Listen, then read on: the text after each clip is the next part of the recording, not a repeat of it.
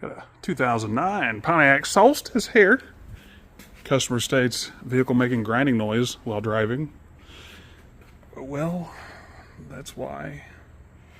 I don't know if they hit something or what, but that's all rotted out and coil over or strut or whatever. Sorry, not to try and get shadows on it. Blew out, and is rubbing the little CV here, little CV axle. It's also rubbing this sway bar right back there. That's what we call youch me. Turns out that obviously these parts are discontinued, so we had to go to eBay and get some parts for this old girl.